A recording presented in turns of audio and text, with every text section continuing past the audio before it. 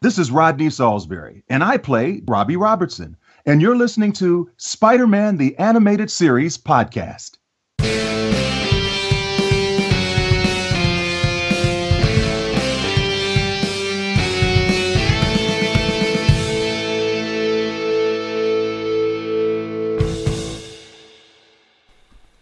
Hello webheads, and welcome to another edition of Spider-Man the Animated Series podcast. I'm your host, Alex Robson, and with me, as always, is my co-host, Marvel artist, my brother, and all-around friendly neighbourhood guy, Mr. Will Robson, sitting right in front of me. How are you? Hello, everybody. How's it going? It's really nice to actually be able to see your face and talk to you during this interview. I took my glasses off because I wanted to look good for camera, but I can't see a fucking thing. Now you can see my face. Yeah, now I can see your face. Okay. So, for all our listeners that follow this podcast, we are currently streaming live through Will's YouTube channel. So, this is a live stream right now, but by the time you hear this, you probably would have missed it.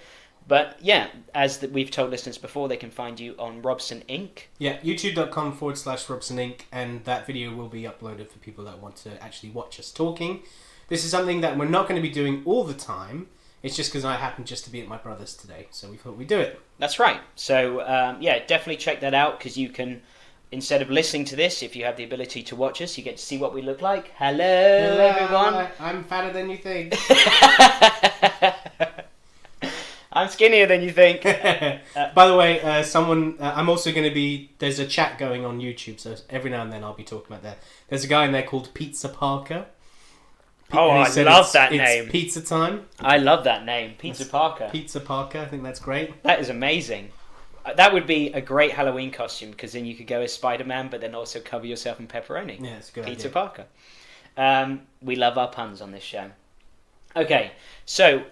Will's here, so we decided to do his part 2 of his wall crawl to Marvel and becoming a comic book artist professionally.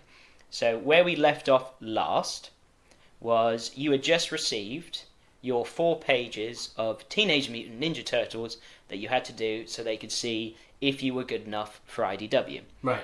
So, why don't we pick up where we left off? Okay, well, it was just 1 page for Teenage Mutant Ninja Turtles. Oh, I thought it was 4, okay. Just 1 page. We're drinking during this as well, for those listening and not watching. So, it was just 1 page from an issue of Teenage Mutant Ninja Turtles by IDW, which, by the way, fantastic comic. Art in that is amazing. Story's great. If you loved the Turtles as a kid, pick that book up, because it is really, really good. I still read it today. So they gave me 1 page from issue 19 or something like that, where the Turtles are fighting these bird ninjas. Right. And I even looked up the book to see how the original artist was drawing it, because I like to do that anyway, and it's always funny because sometimes you do something a bit similar, sometimes you don't. And I spent a whole week drawing that page. I redrew that page maybe 5 times, like to completion as well. I had like maybe 3 more strokes, and I was like, nope, not good enough. Because I really was like, this is the first time a company's given me a chance to break in. I want to make it the best possible thing so I can get my career on the road. Yeah, as I said in the previous episode, you came home like Charlie just found the golden ticket in Willy Wonka. You came home running through the door and you're like, I've got my big break! Well, because it was my first time ever having a portfolio review, and it went well, and I got contacts into the business. It was very exciting. That's a step in itself, because a lot of people... You'll have the portfolio review, but they'll say, better luck next time. Maybe they'll give you an email being like, let me see how your work progresses. But the way Chris Ryall was talking to me, he was saying, like, he's like, look, I can't promise anything because I'm just, the editor-in-chief, but here's the emails to those guys, have a go at it. So I emailed Bobby Cornell, who is the editor of Teenage Mutant Ninja Turtles. He gave me the script. I worked on it for a week, like, from when I woke up to when I went to bed, and I was going insane because I had to make it look perfect, and I was also listening to the music from Turtles in Time on loop on YouTube, like the 8-bit like I was just drawing like no that shit no trick to the way. So I was going insane, but I finally finished it, and I got, this looks good, thanks. Which is just like after you spend like a week of work and you get, this looks good, thanks. And I was like, okay. can I keep in touch with you, give you some samples in the future? He's like, yeah, just email me every 2 or 3 months with something new and we'll go from there. I was like, okay. So that was my first experience of that interaction right there. That is pretty much, once you reach a level in art where you might be good enough to draw professionally and you're talking to editors, that is the conversation you have for a long time with all of your contacts, where you'll put in lots of work for free. No one's paying you to do these samples. They don't do that. You do that work and that's it. And you have to roll with it. You have to keep going with it. So that was my first experience. But it was still exciting. It was a step in the right direction. I knew that I've made some contacts now. Every 2 to 3 months, I'll keep emailing them and keep going and all of that stuff. Okay, cool. Yeah, I vividly remember you drawing that page over and over again, and I was living with you at the time, so I had enjoyment, but also feeling your stress as well, because I knew how important it was. So I was paying close attention, and I hated to critique you, but at the same time, I asked you to be honest with me, because and I still do that today. It's just I don't want to produce crap work. And I don't need any sugarcoating. I'm trying to work professionally in comics. No editor's going to be like, oh, great job, honey, we're going to put that on the fridge. No, I want someone to be like, that looks wonky. Because there is some advice, which when I eventually had my portfolio review with Marvel, do you remember I printed out the samples and you were going through them. You're like, that hand looks weird. I was like, really? And I was like, so I already printed it out, so I redrew it, printed it out again, like, yeah, that hand looks fine. And when I had the portfolio review with C.B. Cebulski from Marvel, he was like, I love your hands, and he pointed to that hand that you told me to correct. So in my mind, I was like, thank you, Wiggy. Wiggy is the name I call my brother, childhood nickname, so you might hear me say that sometimes. So because of me, you became a Marvel artist? Yeah, all because of you. All because of me. And by the way, in the YouTube chat, I think there might be a Spider-Man face-off, because someone named Miles Morales commented, I still think I'm the best Spider-Man. So what, against Pizza Parker? Against Pizza Parker. Pizza Parker's a bit above right now. I don't know how you could turn Miles Morales into another name that makes a pun, but Miles Molasses. Oh yeah, you could. That's pretty good. Thanks. Change your name. Yeah, make a new account. It's like a Spider-Man bake-off. Okay, so after you submitted and you got that feedback, obviously at that point you said, that's the waiting game, that's what you get from pretty much any big Well, I didn't know at that time that's what it was, but that is what it became. What it became. So what did you do after getting that response, thinking, this is it, this is when I'm finally going to break in professionally, which it wasn't in the end. What did you do next? So the next thing I did, I was still working on independent comics and still studying, getting better at the craft, and I started reaching out to other companies and figuring out their emails, because I'm not going to give you guys any emails, but once you're given, there's about 3 different structures of emails to every company in the world. Right. It's either someone's name at that company, or a first initial, last name, or like first name, last initial. There's a whole algorithm to it.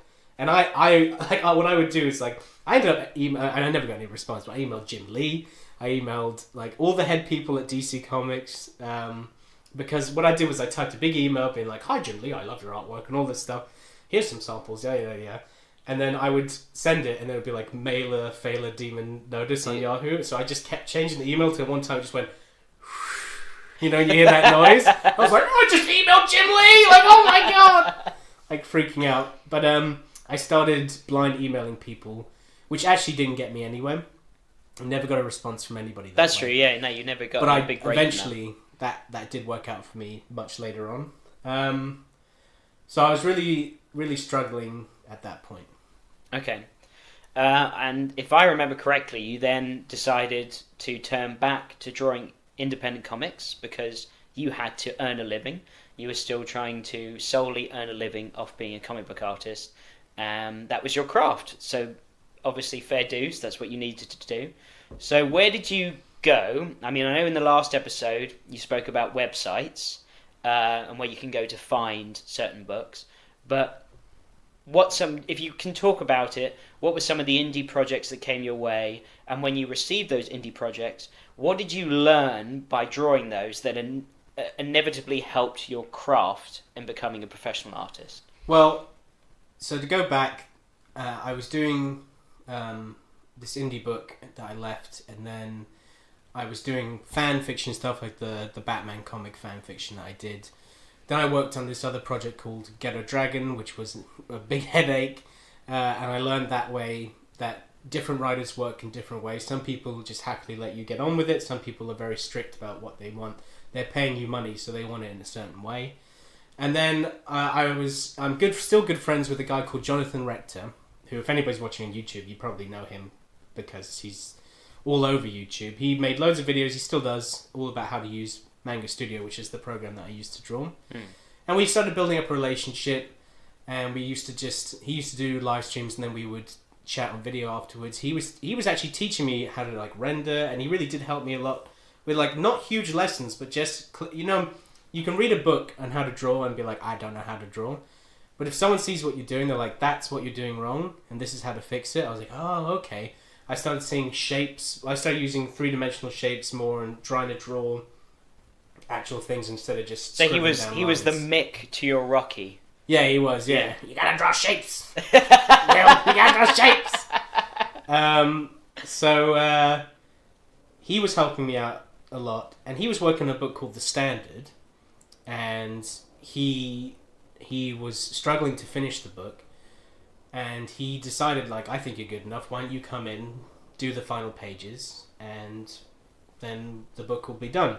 So I got in contact with a writer who I already knew called John Lees, who's a Scotsman, and his like, if you want to learn how to write comics, like break into writing, his career is amazing. Look him up, John Lees, which is Lees. He went from an independent guy, sold really well, like his independent comics were selling out in all the big shops, and now he was writing Teenage Mutant Ninja Turtles as well. Like, he's done really, really, really good for himself. So I worked on that book, and that book opened up some more opportunities because it was still independent, but it was the other books I was doing had zero exposure. It was all very low-level stuff. Right. This book had marketing campaigns behind it. They were in comic book stores. Like, it was an indie book, but it was if you wanted to go buy it, you can go buy it, which was, I never had that experience. Remember, you went into London and you're like, look, your comics on the shelf. Yeah, I really I love doing that because when you break into Marvel, obviously I got that experience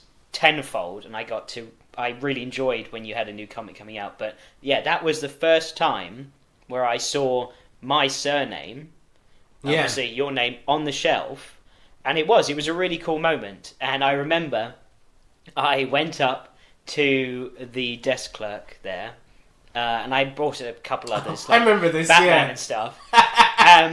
Yeah, for me, it was my little moment where I could go, hey, I know someone, and I'm related to a professional comic book artist. Tell it the way it actually happened. Okay, so it's really funny. I went up, and the person at this comic book shop said, do you want them bagged and boarded? And I said, yes, please, especially that one, because that one's very special to me. And he's like, uh-huh.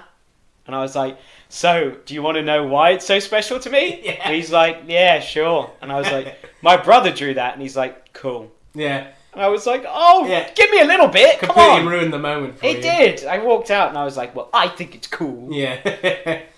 So I did that book, and then I got... that's with a company called Comics Tribe. Great comic book company. If you want to work for a good independent company, work for them, because they do great stuff. Artists like Joel Moby work there, who is an amazing artist, and they do tons of great books. So I got involved in an anthology book for Joe Mulvey's Scam, which was it's a book about... Oh, I really like that, actually. It's a great book. It's about a team of people that... all have superpowers like the X-Men, except they're bank robbers. Like, I was just like, I'm in already. Like, that sounds great. Yeah. And his art's really great as well. He's a writer-artist, which is super inspiring. And a great guy. I chat with him all the time. So I did 5 or 10 pages for that anthology book. So that got me to that. And then I moved on to doing a book called Meta Rising for this cosplayer. She was starting her own comic with this other cosplayer. So I was drawing their book, but then also I was doing a book called Todd or Time of Death for a guy called Alan Hayburn, who's a great writer. I must say that was my favourite independent comic book you worked on. It's still one of my favourite stories I've ever drawn, and I feel I never got to finish the book because I broke into Marvel and then my career escalated. But I hope he does finish it one day because it was a fantastic... The premise is about a guy, if he touches you, like any physical contact, he knows the exact time of death you die and how you die. Hence the name Todd. Yeah, Todd, and that's his name as well. And he gets involved. There's a serial killer going around, and he accidentally bumps into this news reporter who's reporting on the serial killings, and he sees her, and she's getting her throat slit by the serial killer.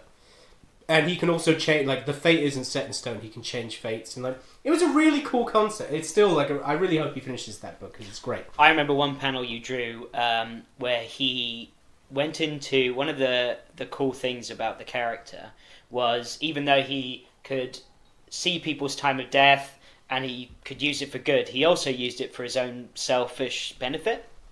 And he went into the hospital he put on this crappy robe pretending to be the Grim Reaper. But he went into, as we said in the last episode of this podcast, the Death Ward, which we realise is the terminally ill ward. Yeah. I just called it the Death Ward.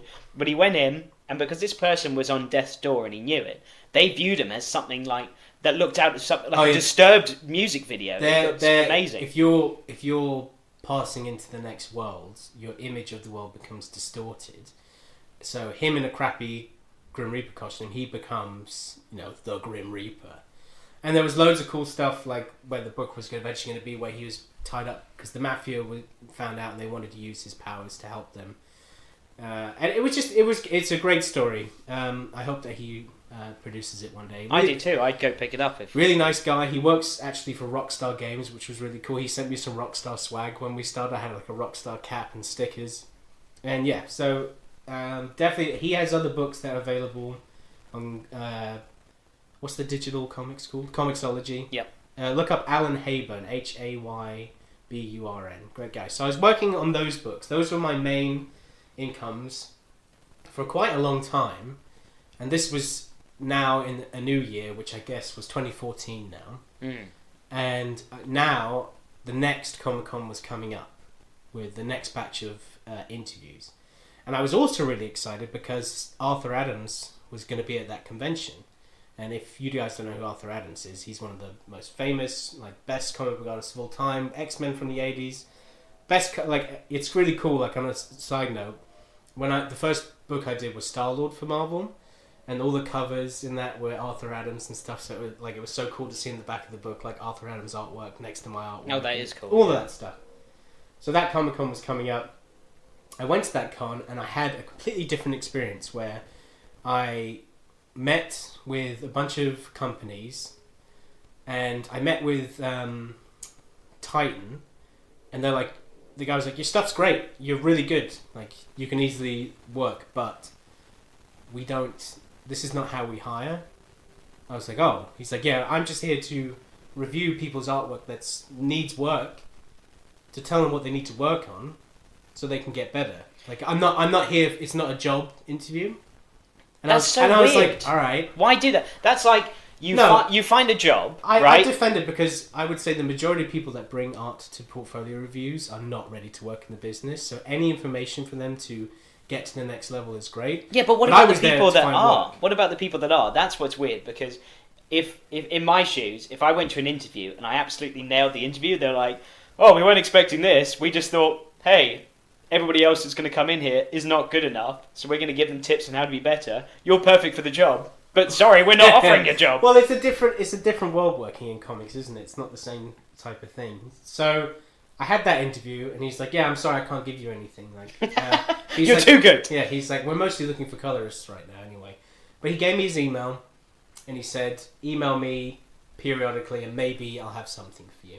So I was like, okay. And then a couple months later, that guy quit his job as the head of Titan Comics. So I was like, that email is just gone. No point for that one. And then I met with Valiant. And this is the worst portfolio review I've ever had. So, and these lines, you wait on these lines, and you wait hours, like, to get your portfolio review, because people queue up super early because there's a limited amount of space they What can if you need review. the toilet? You can't. Well, actually, no, I did. I said, you chat with the people on the line. Right. Everyone shares their art. And then, like, you might be like, hey, can you hold my spot? And, like, everyone's really friendly on the What line. if someone had their portfolio and they showed you and you're like, oh, that's horrible. There's That no way. happened? Yeah, but then Yeah, other they're people- like, can you hold my space in line? I'm going to the loo. And you're like, yeah, completely. Yeah, totally. They come back and they're like, what the fuck, man? You're like, oh, I forgot. I'm so sorry. There's other people in that queue where I was like, wow, your art is amazing. Like, you're going to break in definitely. And it was really intimidating because they're ahead of me. And I'm like, they're going to see that. And then they're going to see me like, fuck. Like, Yeah. that's not good. It's like going to some sort of weightlifting competition or like Mr. Universe where you're like, I'm ready. And then you Well, show everyone's up. in queue like, how much can you lift, bro? yeah. And suddenly you're like, that person can lift a lot more than me and his pecs go on for days. My pecs go on for days in a different way. That's the sweet sounds of beer being filled up for the listeners next to Will's microphone. I don't know if it picked it up or not. Again, this episode is brought to you by Beer Moretti. It's not though. So, I waited on queue for ages, and then I met with this guy who looked exactly like the guy from Die Hard that does coke. The Hans Bubby. I'm the guy. And he spoke like that. Did as he well. say that to you He when had you walked really up? big white teeth and that perfectly like shaped beard. Super like that's and he was American as well. Right. So I sat down with him. He's like, okay, first of all, I just started doing American accent for him, I guess. It's like, first of all, just to let you know, I'm not an editor. I was like, okay, because usually editors are the ones that do portfolio reviews. They're the ones that are going to hire you. He's like, I'm a janitor for value. No, he's like, I'm the marketing director, so I'm not going to give you a job, even if your stuff's good. Once again, these interview processes are the worst things ever. Yeah, they're not usually like this. I would be like, then why am I talking to you? Yeah. And then he looked at my work, and this is the first person that's only ever said it, and he's like, "You're a Capullo knockoff." Oh, really? Yeah, he's like, it looks too much like Capullo. Capullo's great, but you're no Capullo. Wow. So stop being like Capullo, and then you'll get better. Next. What? You just like pick up your work, Yeah. cry. He was like, sorry. he's like, your art's great. It's professional level. You will get hired, but we're not looking for knockoffs of other artists. Wow. So I was like, all right, that was great. And other people in the queue were like, how did it go? And I was like, just leave. Like, he told me, the first thing he said to me was, I'm not going to give you a job. And they're like, why is he here then? I was like, I don't know. Get off the line. And then, like, everyone that was in my group, like, just left. They're like, why am I going to waste my time? Oh, really? Yeah. You had a stand and protest moment. Not really. It's just, but it's pretty unprofessional. Like, I get it that the convention probably organised a review, and that something may have happened, and that was the last result. They don't want to let people down. Do you think he spent all day just telling people who their art looks like? Where they're like, you're Art Adams, He was like, you're Neil Adams. Walt Simmons, out of the line! Jim Lee, get out of the line! And someone comes up with a stick figure and he's like, original. I like this. No one's claimed this yet. So it was just a batch of bad portfolio reviews. I also met with, not at a review, but I went to the booth of 2000 AD, who made Judge Dredd. And they said, your art's really great, but it's not the right style for Judge Dredd. It's too cartoony. So I was like, okay, that's fine. Like, I was getting to a point where my artwork was getting good, but no one wanted to hire me yet. Right. This is actually 2015, I think. Yeah. The worst year of our lives. This is 2015. Okay. Not 2014. I also skipped over in 2014, at the end of that year, I had a portfolio review with Image Comics. Oh, yeah. Okay, talk through that. Yeah, so I went to, I was with the Meta Rising book, and we went to Thought Bubble, which is a Comic-Con up north in Leeds. Great Comic-Con. I met Scott Snyder there by accident. You met Scott Snyder? Yeah, didn't I tell you? I've told you this before. I forgot. He was at the con. It was the end of the con, and I was going to chuck away something in the bin, and someone else was chucking something away. And I looked up, it was Scott Snyder, and I think he saw my face immediately because I was like that. I was just like, oh my god! And I was just like, I love your work. You and Capullo are absolutely destroying Batman in a good way, and like you're the best. And he's like, oh, thank you so much. And then also at that Comic-Con, Tim Sale was there. And I talked before on the last episode that I loved Long Halloween as a kid. And he was at his booth and he was packing up And he saw me walk up to him and he was like, okay, here we go. Here comes like some sort of fan. I was like, I just want to shake your hand, mate. You're an absolute legend and I love your artwork. He was like, thanks. And so that's what I did. He's like, well, that went well. Yeah. Hand sanitizer. Yeah, he had like a gun underneath. He's like, here we go. So that's a great con because that con's all about comics. And Image was there. They're doing portfolio reviews. And I tried to get a review of them. Like, did you sign up? I was like, what? Yeah, about 6 months ago we told people to sign up and that's the only reviews we're doing. Oh, fuck. So I was like, oh, crap. But I know what Eric Stevenson looks like. So I saw him walking about with security and everything. And I walked up to them and people were like, whoa, whoa, whoa, whoa. And he was like, oh, no, I talked to this guy before about maybe doing a portfolio review because I saw him before that as well. And he's like, yeah, I have an opening at 3:30. Come see me. And usually at a portfolio review at cons, it's like, it's at the signing booth, so there's the lines and everything. This was in a back room in the venue. So you're like, you go back there. And then like, I walked into like this office room with just Eric Stevenson sitting there. And like, he was intimidating because when he talks to you, he looks you right in the eye. And never takes his eye off you? And the same expression. Oh, God. And it was nuts. Should I do that for the rest of this interview? Yeah, he waits for you to finish and then he'll talk afterwards. Oh, he should be on the podcast. Yeah. And also, I guess I skipped over as well, I had Judge Dredd samples because I talked to IDW earlier that year and I said, they started doing a Judge Dredd book at IDW and I was like, I love Judge Dredd, and they're like, do some samples and I'll give you the email. Chris Ryall is one of the nicest people in comics, the guy that runs IDW. So he was like, here you go, here's the email for Judge Dredd. I emailed them, they're like, yeah, do a couple covers. So I did a couple covers and they said, looks great, thanks very much. So I was getting used to the... Looks great, thanks. Looks great, thanks very Put much. in a filing cabinet, maybe one day. Yeah, exactly. So I showed him that stuff. He's like, this stuff's great. Email me next week and I'll put you on the system. So I emailed him with the samples again. He's like, thank you very much, Will. And he's like, also at Image, we don't really like hire artists because we're hiring people that are creating books already. It's very rare that we hire someone that's like, hey, I need an artist, who do you have? And usually they'll choose a professional, not some guy off the street. Right. So I've never spoke to him ever again after that. I've emailed him a couple of times with follow-ups. I've never got a response.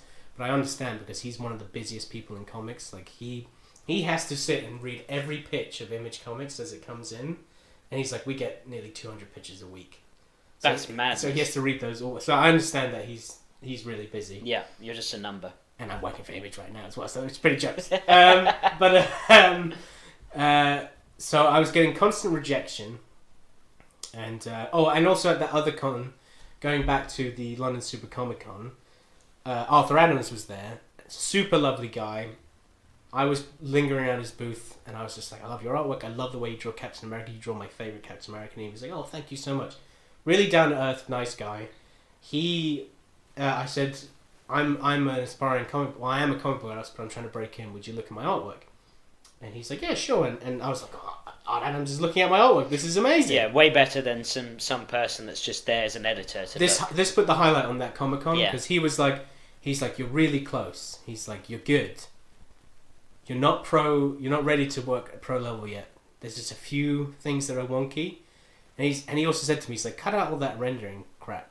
Just go clean. Oh yeah, because you, inspired by Todd McFarlane, like to do a lot of rendering, didn't you? If you look at my early work, and I know it's on my channel as well, there are tick lines everywhere, and they make no fucking sense, because I was just like, and I was like, this is grey now. Spent a day just doing ticks. It looked terrible. Yeah. No, it's only because I loved that art style and that look.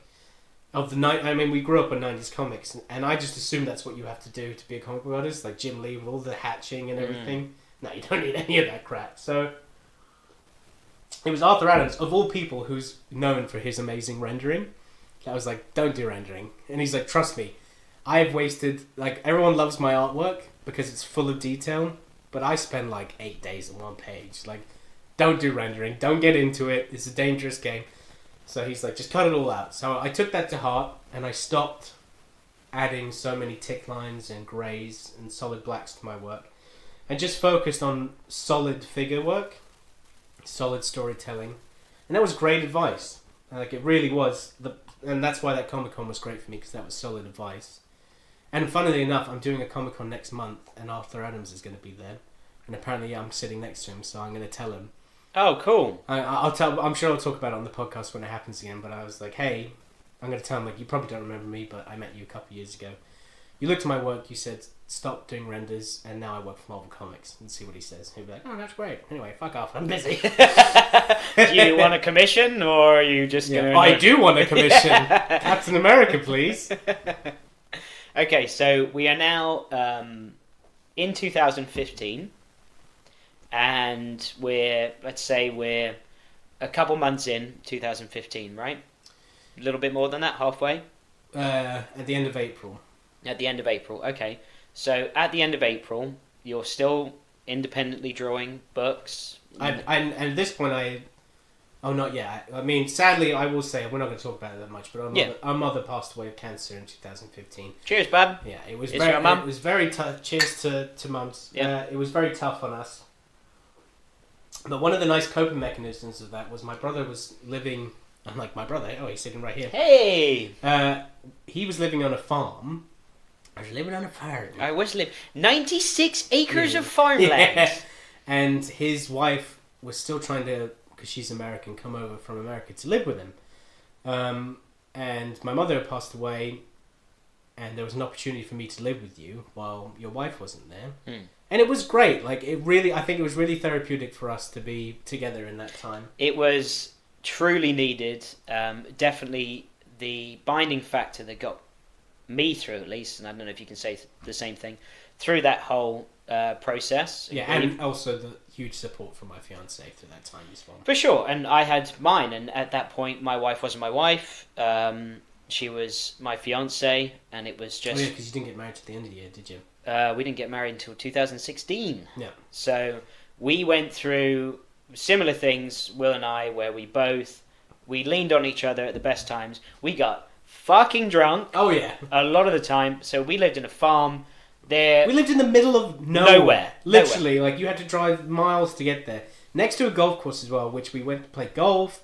We played beer pong. You could play music as loud as you wanted because there was no neighbours at all for miles. 96 acres. There was no one around. It was great just to be like, like let's play music and get drunk and one of my fondest memories is where I used to wake up very early and go to work, and you poked your head in my bedroom and you were awake, and I was like, what are you doing? And you're like, want to not go to work and play golf today? Oh yeah. And I was like, that sounds like the best idea ever. Pulled a sickie straight to the 18 holes. We had we had Action Movie Month. Do you remember that? Where Movie Month needs to come back. Yeah, and we only we don't live near each other anymore. That's why it's difficult. But we used to have themed month where it would be like Horror Movie Month in October, and then November was Action Movie Month because we had and like at this point I wasn't living with my now fiance. She was my girlfriend at the time. But she slowly sort of moved in with us as well. Yeah, you bum. No, but it was great. We had great times, and you liked getting driven to work as well. I was just about to say that. You should have let me say it. She's probably not watching anymore. I bet she's already told like, nah, I'm bored, because she hasn't messaged me or anything. Chloe, I don't like you, and if you can hear this, I'm going to not like you forever unless you respond right now. She's like, I'm pooping. Now you're in trouble. Oh, she's watching! I love you, Chloe! We love you, Chloe. She said, I'm not pooping! I really enjoyed both of you being there, because as much as losing a mother was really tough for both of us, but my now wife, she was 3,000 miles away, and that was really tough as well. Because you were going through a lot. Oh, so much stress. Yeah, and I was going through a lot, because I was like, okay, I'm trying to break into comics, but I'm making $4,000 a year doing this. Yeah. And by the way, for anyone listening, we were very fortunate. This farm was rent-free and utility-free. We didn't pay a single dime. We were there because the property owner, they used to have a lot of squatters come on that property because it was so big. So we were there to defend the property. Which is the worst two people to choose. Two comic book nerds who are like, really? Someone broke in? I was drunk last night watching action movies. But also, the property was up for sale and he needed someone to be there just in case people needed to come look at the property for sale. It was an amazing circumstance. It was a year I lived there, and then you lived there for, 6 months? Because Sydney was there for 4 months. You were there for maybe 9 months? August to February. Yeah, however long that is. August, September, October, November, December, 6 months. January, February. Yeah, 7 months. So that was truly a great time. I found it. So I didn't drive. The only person that drove was Chloe, my brother's fiance. So when she wasn't around, I had to cycle to the station, which was 3 miles away. And every evening I would come back, and on my headphones. You shouldn't cycle with headphones, but I did. Especially on those roads. Country, dangerous roads.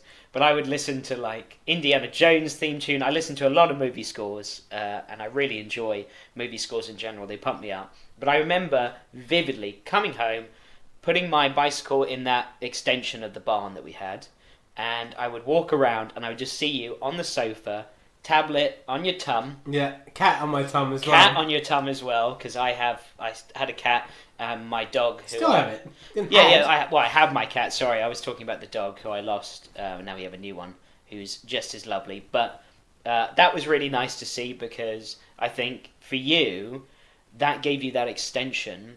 Because as you were saying in the last episode, drawing comics, you need to not be a mooch, but close to it. Oh, yeah. You need people to lean on and rely on, because you earn little to no money, and it takes a very long time to hone your craft and break into the business. But at the same time, I was making steps that our father entrusted with me. I had to pay rent, but it was like, give me 250 quid a month, and we'll call it that. So I was like, okay, great, and that's covering food and everything. I can't thank him enough for that. But he's always been very supportive. Yep. Because he was a photographer, and I know he loves just anything that's creative. And also, I was making progress. I've got this email. I'm meeting with these people. I've met with this company. I'm doing sample pages for these people. I wasn't just in my room doodling pictures of Dino Zombies, dreaming of one day doing. I was making the right steps to breaking into comics. Let's talk about, because you just reminded me, let's pedal back to Christmas 2014. Now... Oh yeah, I guess I skipped over that. That Christmas, on Christmas Eve, because our mother was still with us, she fell ill and she was whipped off to hospital. Whipped? Which one do you use? Wisped? Combination of both. She was taken to hospital. She was taken? She was taken to hospital. That was a tough Christmas Eve for us. And I remember, when I'm stressed, I turn to baking. Yeah, you were like, I'm going to make cookies and pancakes and everything Christmas Eve. Delicious orange cheesecake. I went bananas with baking, and I drank. And you had an opportunity from DC Comics at that time. Yeah. So Joe Mulvey, who I mentioned, Artist of Scam, on Twitter, he retweeted an image of mine, which was a cover to Todd. And then I saw it was liked by a DC Comics editor, who then followed me, and then I followed them back. And I knew the books that he was riveting story. It is! He followed me. When you see, like, this person follows you on Twitter and they're a DC Comics editor... True. It was mind-blowing. Yeah, no, actually, I apologise. I take that back. Because when someone from the Spider-Man the Animated Series follows us on Twitter, I'm like, hey, Mysterio and Kraven just followed us on Twitter. And he was the editor of Batman Beyond, which was a book I was reading as well. I was like, oh, shit. So I messaged him on Twitter. I slid into the DMs, as people say now. As people say. You're the oldest 27-year-old I've ever met. Oh, my back. So I messaged him, like, I think your Batman Beyond book was great, and I think it was a great ode to the series of Batman Beyond. He's like, thank you very much. And he said to me, I saw that image, send me some samples if you're interested in ever working for DC Comics. And I was like, yeah. No, I don't really like anybody at DC, sorry. So I sent him samples, and this is the funny thing, because it's the same, it's actually before the other guy said it. He said to me, I like your artwork because it looks like Greg Capullo. This is a guy that works at DC Comics as well.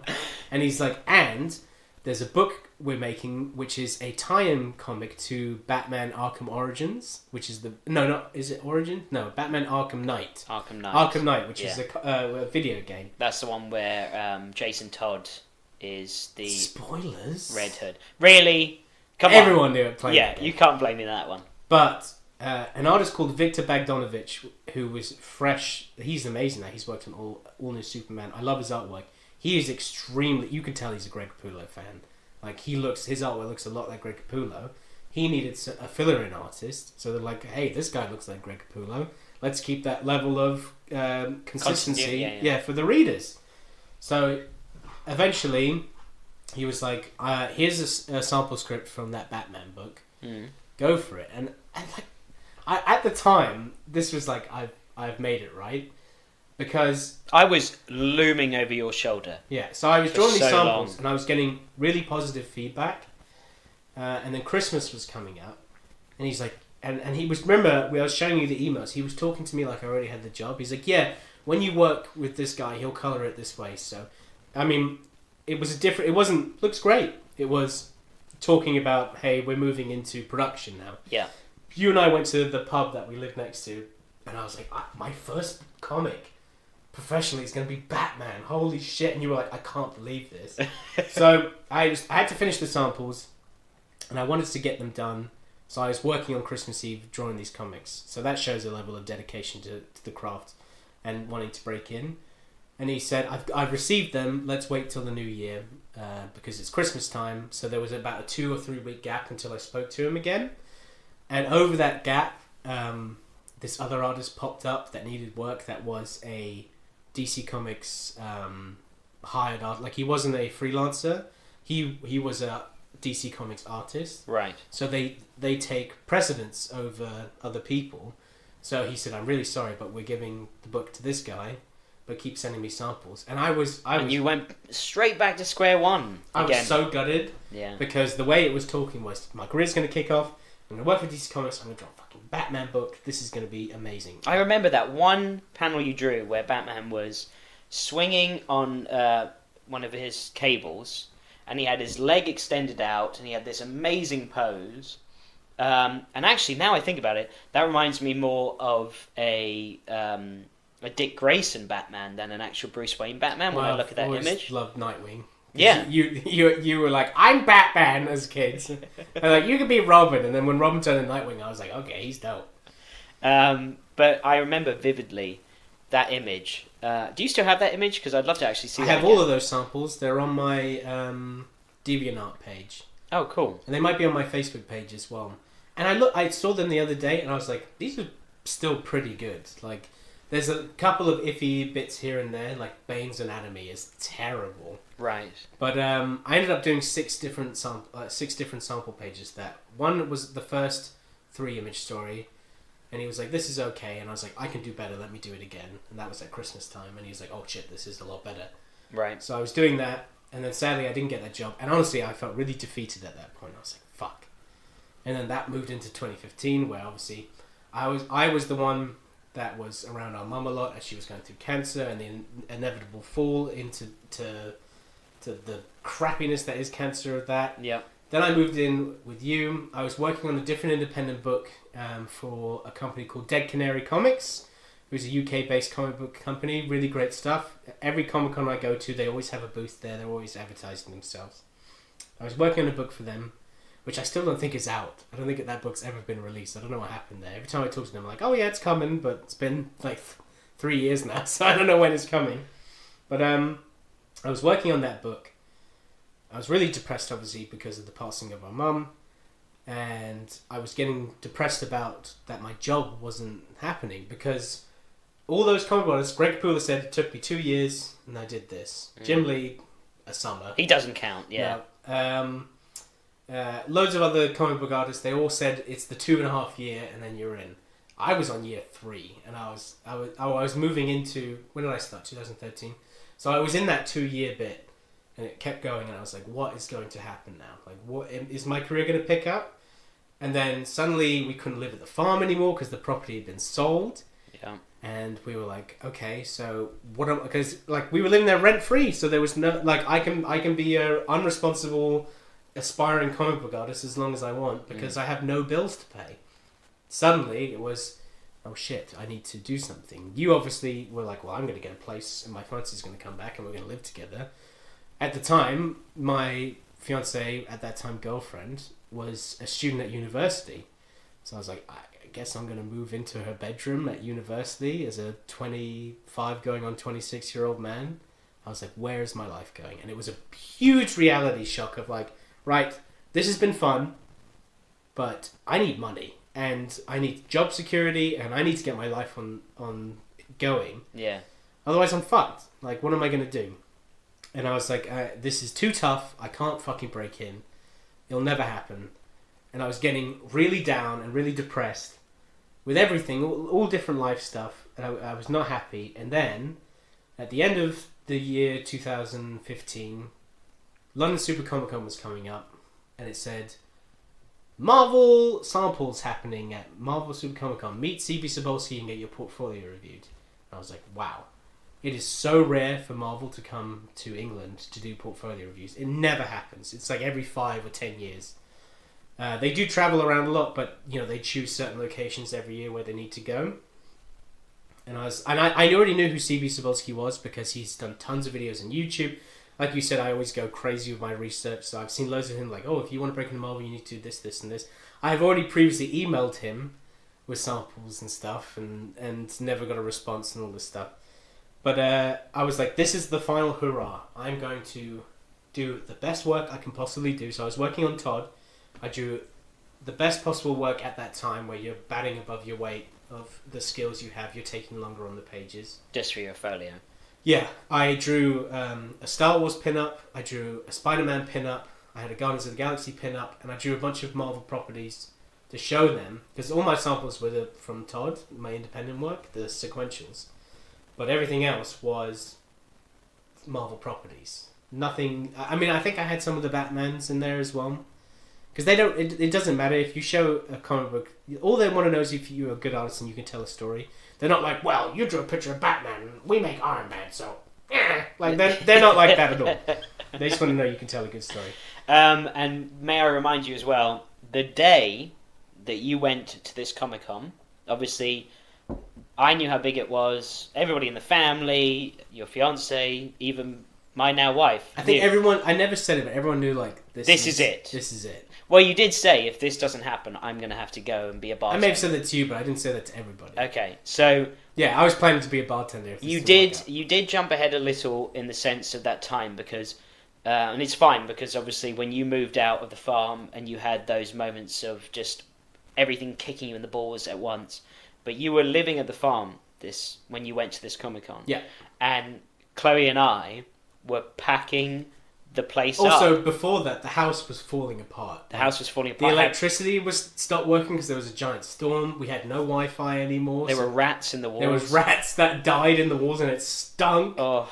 The sewage was overflowing. Like, it was just like everything around me is crumbling! It was insane. Both figuratively it was definitely literally. A test of will, that. It definitely was. Yeah, it was. And I remember just Chloe and I, after we'd packed everything in boxes, because obviously you couldn't be there, which is understandable, you had to wait in line. Yeah, the day I went to Comic-Con to break in was the day I remember I was in the car with Chloe, and we had gone to get sushi, because that was our thing. And our sushi thing.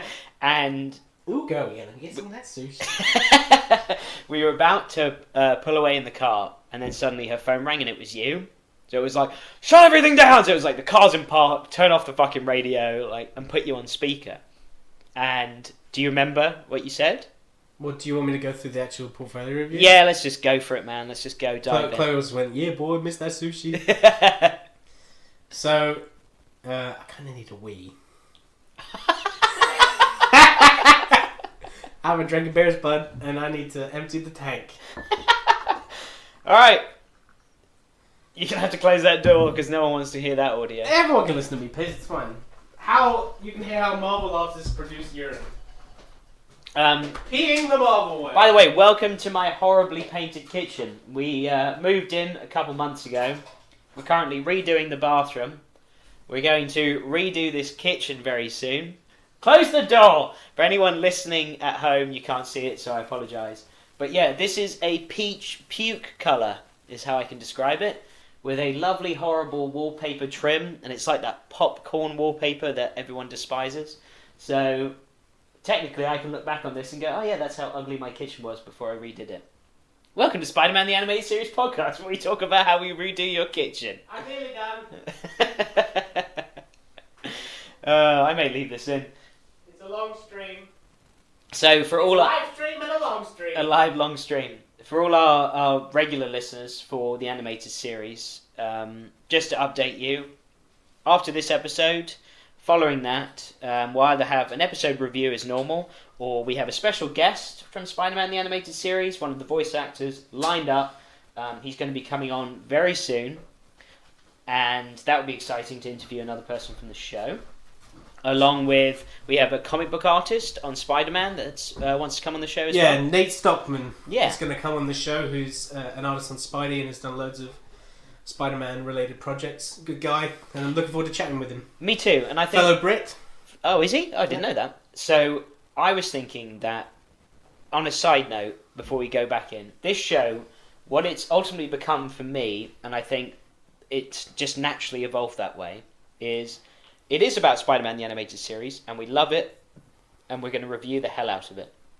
Excuse me, I'm burping. I know, I bet you can hear us like trying to politely it's burp horrible. for all this, because usually we're just like, Wah! So, we love it, we will review it, we'll bring people on the show, onto this podcast as much as possible. But what I want to bring out of those interviews, besides just the episode reviews that we do, is for any aspiring artists out there, voice actor, comic book writer, if I bring these people on and we talk to them, I hope that you get something out of that, because you found a lot of inspiration from Fat Man and Batman. That started it all for me. Yeah, and also just going to Comic-Cons, meeting your idols, and then giving you those helpful tips. And I love hearing people's like road to fame stories of like, that's why I'm looking forward to interviewing all these different artists and why they like Spider-Man so much and how they broke, like, anybody, like, the first time you're like, someone emails you like, Spider-Man question mark, like, hey, do you want to work on this book? You're just like, yeah, I agree. I mean, we had some messages on Twitter recently, and there's one guy named Paul Hill,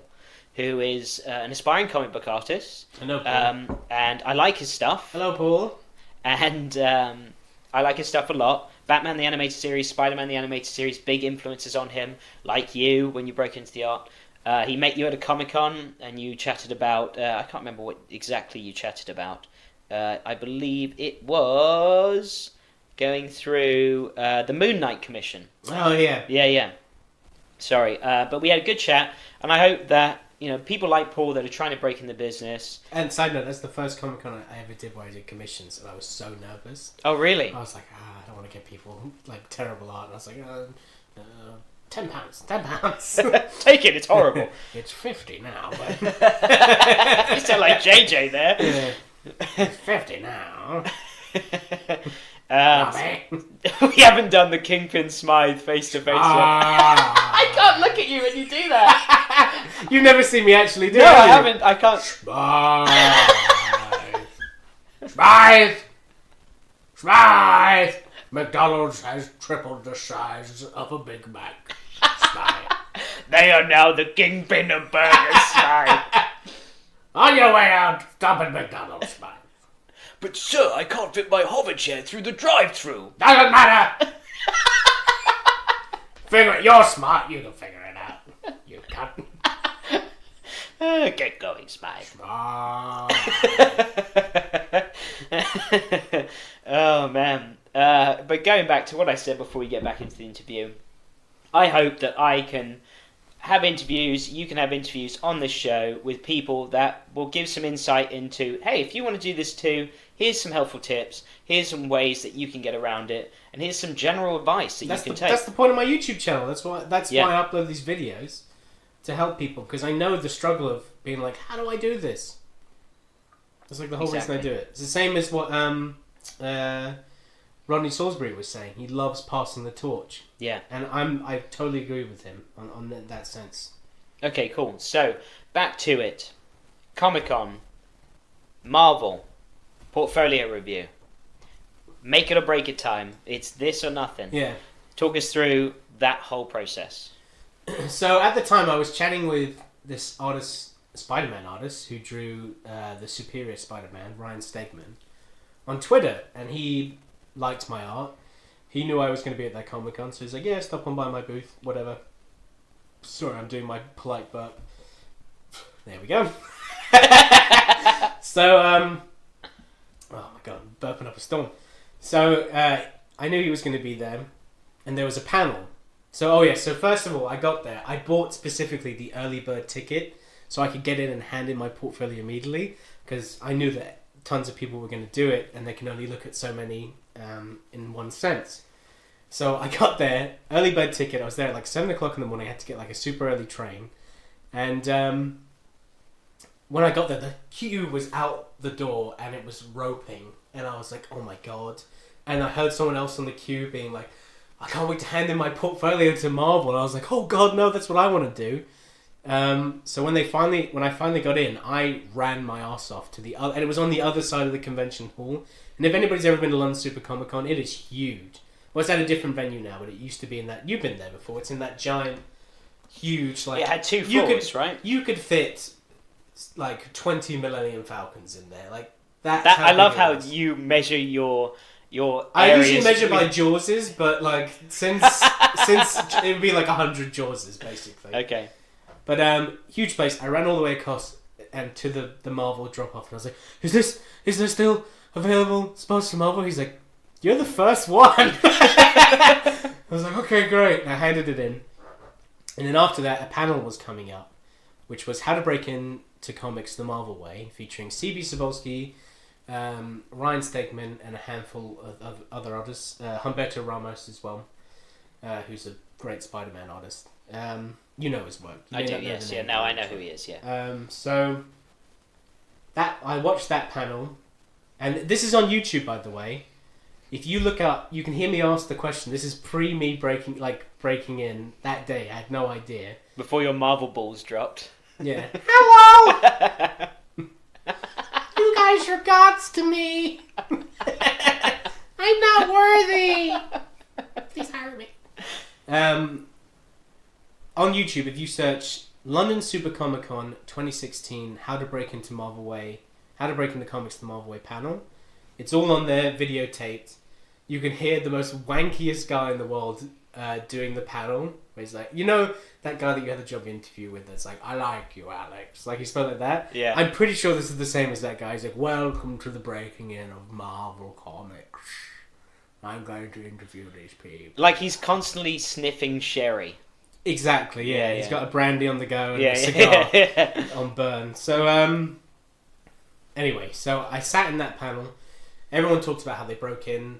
C.B. Cebulski was telling people, like, now, like, what I like to see is 7 to 8 pages of consecutive story. I want to see a whole, like, story one and done. I don't want it broken up and all this stuff, or just a page here, page there. I don't like that. And I was like, that's my portfolio. I was like, shit. It is 2 pages here, 1 page there. So I was already freaking out, like, oh my god, I've already blown it. I fucked up. So at that panel, I asked a question, and I think the question I asked is, I've been working in independent comics for a long time now. Is it better to keep working on independent books to use as samples, or should I just focus on drawing samples for whatever company I'm going after? And he said, it doesn't matter. As long as you're drawing, that's fine. And also, when I said that, Ryan Stegman was on the panel, and he was like, oh, that's Will Robson, by the way, CB, you should hire him, he's great. So I was like, hey, that's great, like a nice little shout out. Oh, thank you so much, I love you guys. I want to love you. In more ways than one. Your pictures are on my wall, and not your art, your actual pictures. Just a headshot. I sleep with it. My fiance hates it. My dog loves it. But I wear lipstick and kiss it. All right, let's end this chat. But so that was nice, and then after that, basically the way the Marvel portfolio reviews worked was, after that panel, C.B. Cebulski left it and walked to where I dropped off the portfolios. And also Heather Antos was there, who is the assistant editor for such books as Deadpool, Star Wars, Gwenpool, and like, it's funny because now I've worked with her so many times, and she's a lovely person. I have a art of hers in my house. You know the Ewok I have, the mini Ewok watercolor. That's from her. Oh, cool. We've traded art and stuff. Really nice person. Anytime I can work with her, it's great because she's one of those people when you work with her, where you're like, you could do it. Draw that book. Get that deadline, and you're like, I can get that deadline. And you just start drawing. Thanks, Heather. Yeah, it's great. So you look at the little Ewok picture and you give it a thumbs up, like, I'm gonna do this. And Ewok's like, yeah. But it's great. So I didn't even know her at the time, but she was there as well. She was doing reviews too. So I did you learn how to do this from video games like Grand Theft Auto or the movie Scarface, where you're like, I'm going to follow you, but I'm going to be 20 paces behind so you don't know that I'm following you. And if they stop, you have to stop. Otherwise, you think Metal Gear Solid, boom, it's going to go off or something like that. So I followed them all the way to where they were doing the reviews. And they went behind a curtain in this booth. And I was like, okay. Oops, sorry, I just hit the microphone. Okay. And I was like, okay. And I was like, I want to see what they're doing. I really want to know what they're doing. So I walked... So, for people watching, sorry for the listeners... Here's the booth right here, the square. And then all the way at the end of the convention, which was here, was the corner. How far do you think that was? Like 15 feet? 20 feet? Way bigger than that. Like what, 50 feet? At least, yeah. Wow, okay. Like they were ant size. Oh, wow. You're an ant's mate, I squish you. But so I casually walked all the way in the corner and I leaned to the side and I could see behind the booth, and there they were with a giant bucket load of portfolios, and they were picking them up and they were chucking some in one pile and chucking loads in another pile. So I was like, clearly that's the pile that's not going through. This is before I started wearing glasses, so I couldn't see a fucking thing anyway. Right. But I was trying to see if they were going to choose my portfolio. They also said, now you need to have your phone number and name on the portfolio, because if you get through to the next level, we'll give you a call.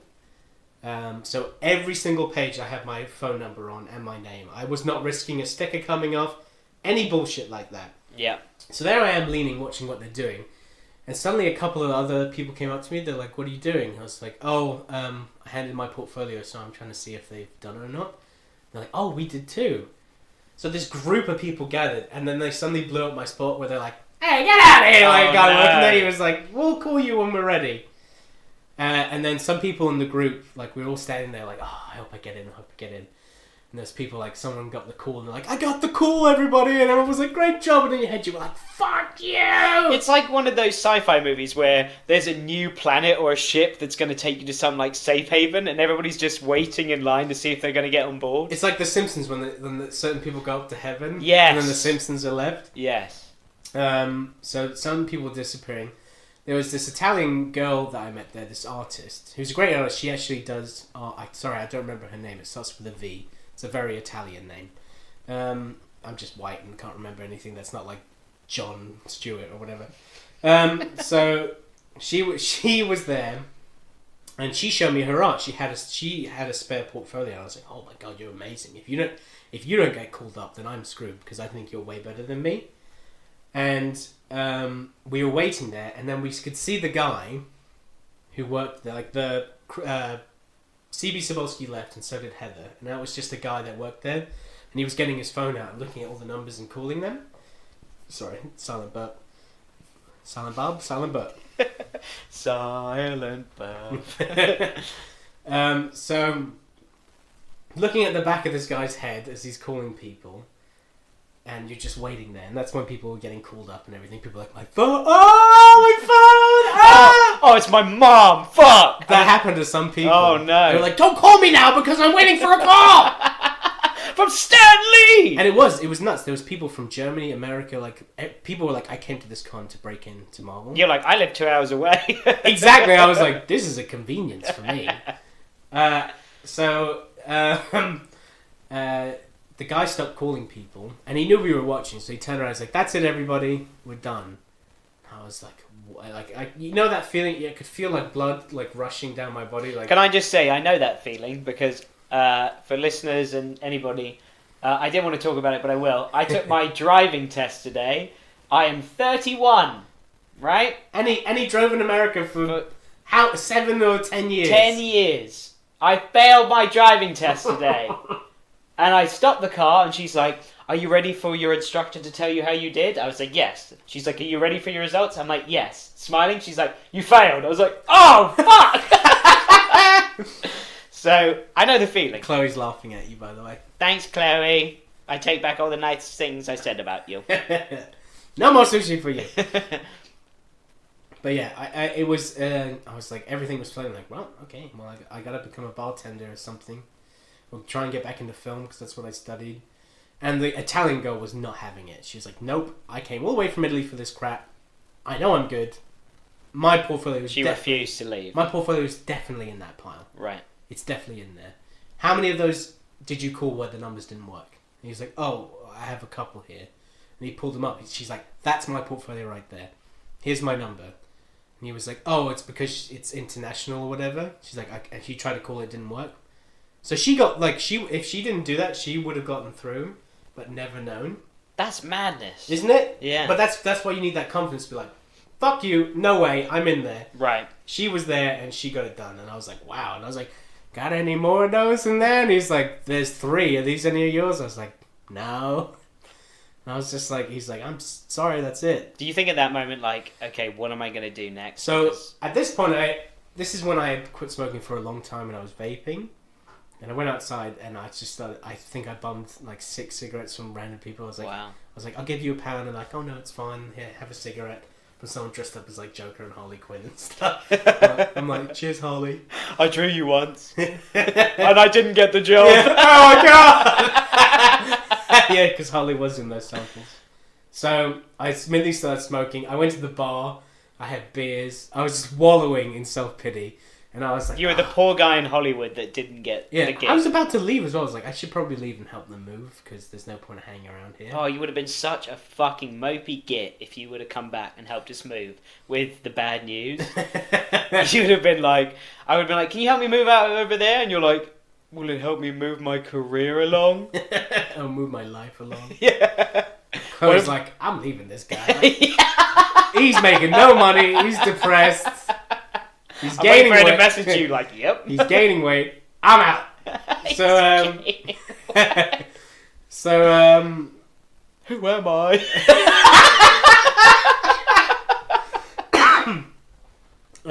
what have I become? What will I become? Listening to Stain lyrics. She just said, you never know. Might have happened. Because I remember her side of the family as well being like, he's a comic book artist that has no real job. He's going to be a great supporter. You got one. Yeah. You got one there. He's a keeper. Yeah. So I was like, I don't know what came over me, but I was like, I'm just going to go back in. I think I was going to try and see what else was going on. I was at Comic-Con, so I was like, I'm going to go back into Comic-Con. I went back to the same spot, and there was the guy again on the phone looking at portfolios. I was like, what the fuck is he doing? And there was another crowd gathered around as well. And I just have I can see it in my head so clearly of, like, it's Comic-Con, the booth, the guy, he's bald, so I remember that. Yellow shirt, picking up... Was he Charlie Brown? A little bit. Picking up the phone, and then suddenly the vibration in my pocket went off. I was like, this better not be like wig or anything like that. And it was just an unknown number. And I picked up the phone, and he's like, hello, is this Will Robson? I was like, I'm standing right behind you. That's what I said to him. And like a horror film? He turned, yeah. Yeah. He was like, ah! Later on, he's in his bedroom, he decides to call you back, and you're like, I'm still behind you. Yeah. Nice towels. So he turned around and he's like, oh, it's you. I said, I thought you said we were done. Like, I thought that was it. And you said, sorry. He was like, oh, that's for the morning portfolio reviews. There's an afternoon shift as well. So I was like, I just went through a life crisis. I'm now a heavy smoker again. I was smoking Marlboro Reds from people. Just like, I've aged, man. Yeah. I'm drunk now. Because I've had about 6 or 7 beers and 2 whiskeys. And he's like, yeah, you're booked in with CB Sobolski at 4 o'clock. Let's stop there. Yeah. Let's stop at CB. I think that's a great place to start. I didn't know some of those details. I didn't know how drunk you were going into it. I had to sober up. I had about 3 to 4 hours to sober up, which is easy to do in that time. I had another drink after that. I was like, I'm ready to go! Yeah, no, we'll definitely... Okay, so we'll pick up with part 3 on another episode. But yeah, that was definitely some great stuff to listen to. So for all our listeners that aren't watching via YouTube, we will be back next week with probably an episode review or maybe a special interview with a voice actor. Or a comic book artist. Yep, but in the meantime, if you enjoy this podcast, please be sure to rate, comment and subscribe to us on iTunes, as it helps us wall crawl up the charts and attract more listeners. You can also find us on SoundCloud if you're not an iTunes user. You can email us at staspodcast@gmail.com. Also be sure to visit us on Facebook and Twitter pages by keyword searching STAS podcast. A few beers in. Oh, And it's so tough to do this. Seriously, when I bet. wrote this, I was like, this is a lot to say. You're very good at it, though. Thank you. And also, I'm sure you'll post the Batman samples and the Turtle samples. Oh, absolutely, yeah. On social media, so Yeah, people can see I those. definitely will. I'm looking forward to seeing those again. But if you check us out on Facebook and Twitter, STAS Podcast, you can see images or clips from recent episode discussions, like what we're going to show today from this one, chat about the show, as well as leaving any comments or suggestions about the podcast. You can also follow Will. Well, for everyone on YouTube already, they already know where to find you, but for all our listeners listening through their devices right now, you can find him at Robson Inc. INK. Twitter, Facebook, Instagram, YouTube, pretty much all the social medias. Yeah, I'm especially active on Twitter nowadays. I gotta say, my Facebook game is slacking. My Instagram is mostly just for commissions, but on Twitter, I just speak my mind, where I'm just like, potato! I know, and this is the first time I've ever had a Twitter, and obviously it's for the podcast. So Twitter's amazing. I've seen you pop up a lot, and I was like, I know that guy. He does a podcast The with nice, me. the nice thing about Twitter is the people behind those handles are mostly those people, which is great. Yeah, the blue tick, man. You gotta Blue get the blue tick. I'm fighting for that blue tick. You gotta be like Rodney and just get it. Like I said, there's people that broke in after I broke in that have a blue tick, and I'm like, whoa, I want a blue tick! That's a new picture you sleep with at night, is a face of you with a blue tick next It's to going to be it. a horror movie for Z-list celebrities. The blue tick. Well, there's also the superhero show that was on Fox Kids the same time as Spider-Man. The Tick. The Tick, yeah, and he was blue. He was blue. And He was a blue tick. and now there's an Amazon show. So, I know, I haven't watched it. I Yeah. probably won't. Before we go, I was thinking today, I would love somehow, because John Semper Jr., the showrunner of Spider-Man the Animated Series, the mastermind that crafted all the stories, took the comics inspirations, crafted it, half-an-hour episodes, made it just absolutely amazing. It's why we love to do this show, is obviously all about the animated series. He, unfortunately, I don't think it went through, but he got all the people from the animated series, all the voice actors together, and he wanted to start a show called, I think it was called The Rocket Men, and it was a 1940s black and white style show, Like the Rocket Man? like The Rocketeer. Yeah, the Rocketeer. Yeah, but it was a team of people with those jetpacks, and it was during World War II, and he was trying to do a Kickstarter and raise money to do the show, and all the voice actors were from the animated series from Spider-Man. Oh, that's cool. We're going to do this. And he was not only giving away, all sorts of different prizes in Kickstarter, but actual show item stuff that you can't find anymore from Spider-Man. Oh, really? And it's such a shame we missed it. Well, 'cause like animation cells and stuff. animation cells, signed copies. There's a huge poster signed by all the cast members. All the Like toys. Getting an animation cell would be pretty cool, wouldn't it? It would be cool, yeah, absolutely. All the toys from the show, and he did this 360 YouTube experience where he stood in this storage unit, and he said, "Take a look around. I'm going to walk you through, but just spin around." And the entire storage unit is full of animated series that's items dope. and memorabilia. And he's just taking things out of boxes. He's like, "Here's a Blade figure. I'm particularly proud of this one. Love this one. Oh, the Blade Here's figure. yeah, I like going through it all, right?" And it was That's so so cool. Unfortunately, it didn't happen in the end, which is such a shame. But he even made a trailer for it to show you what the show looked like. It had a kind of Bruce Timm style to it. I'll show you. I'll definitely check that out. Yeah, I'll show you off pod after this. And the coolest thing, the main character, Christopher Daniel Barnes, Spider-Man, Brilliant. voiced the main character. And the Rocketeer. Yeah, Rodney was on it, so I'll definitely show it. But for anyone out there that loved the show and kind of wanted to see the same people involved in the show we all love, check out that stuff. I believe it's called The Rocket Men. Maybe I'm wrong, but it's definitely got Rocket in the title, and it's like a 1940s. You know what we should try and do one day? If we get familiar with all those people, have a table read of the script with all the people that it would have been. Ah, that'd be cool. Oh. That was not a fart. That's my... That's my foot on the... See? Alright, I On the chair. I don't think we can end on a better note than a fart. It was not a fart! Alright. Listen. Oh, man. Okay, enough. I think it's because I went... hurt "Oh." everyone's ears. Do you have anything else you want to chat about before we go? Venom trailer? Yes, We this thought it was- episode is brought to you by Biera Moretti. It's a lovely not. Italian beer. It's not, though. I need to wee again. Yeah, okay, I do too. But let's just say, the Venom trailer, we saw it, we hated it. It was shit. Yeah, we were like, we should talk about the Venom trailer. We never did. Now we're just like, yeah, wasn't good. It It's wasn't crap. good. Yeah, there's no Venom, so why are we watching it? And after watching the animated series with the proper Eddie Brock that I have so much sympathy for, seeing Tom Hardy just like, everyone's got problems. Everyone's got things.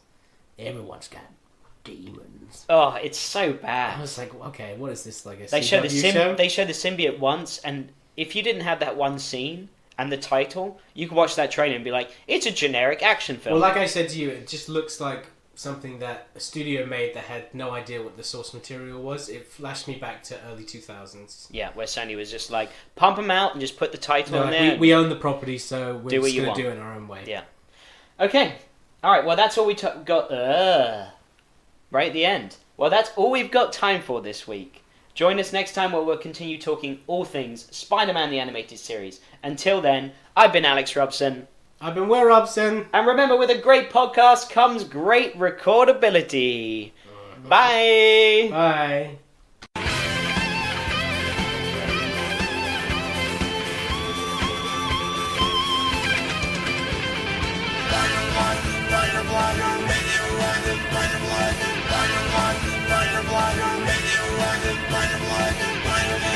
Spider-Man.